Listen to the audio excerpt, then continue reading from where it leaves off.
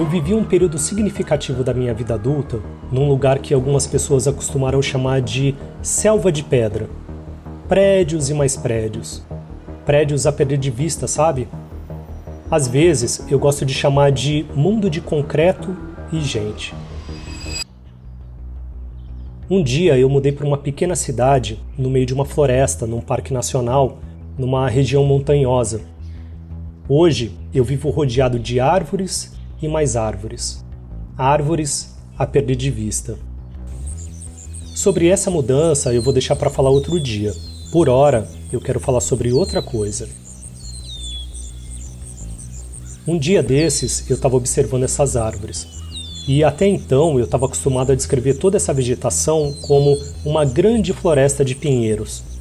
Mas, olhando com um pouco mais de atenção, eu percebi que havia muito mais diferenças do que eu pensava.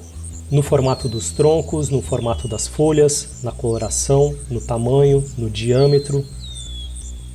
Foi aí que eu me perguntei, será que são todos pinheiros mesmo? E se for, quantas espécies de pinheiros tem por aqui? Será que são todas nativas ou foram trazidas pelas pessoas no passado? Bom, o único jeito de passar isso a limpo seria ir olhar mais de perto.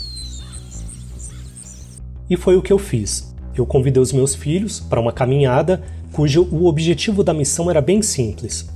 Tentar identificar o maior número possível daquilo que a gente estava acostumado a chamar de pinheiro, ou pines, como a gente chama aqui em inglês, e coletar algumas amostras das folhas para usar como referência para pesquisar na internet.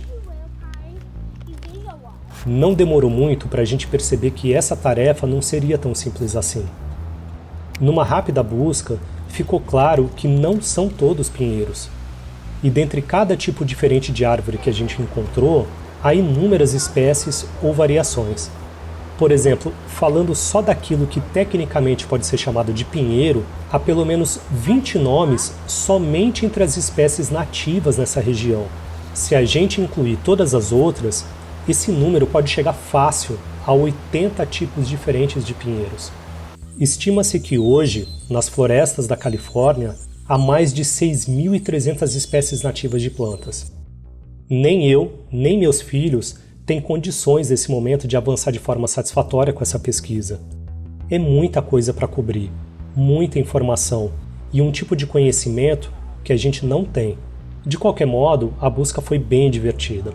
E no meio desse processo, me ocorreu uma reflexão que é o que eu gostaria de compartilhar com você nesse vídeo.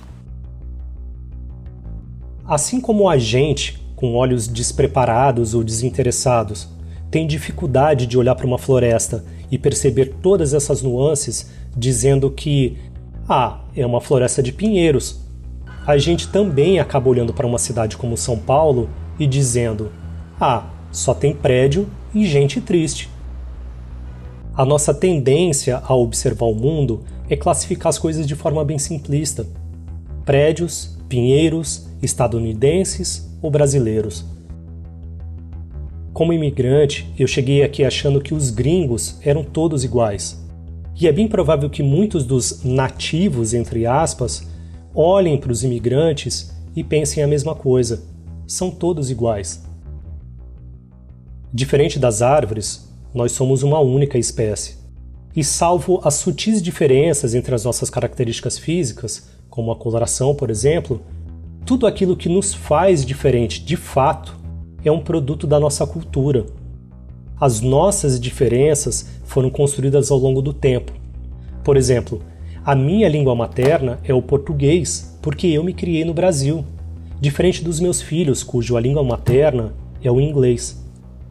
Eu prefiro paçoca do que manteiga de amendoim por causa do meu contexto.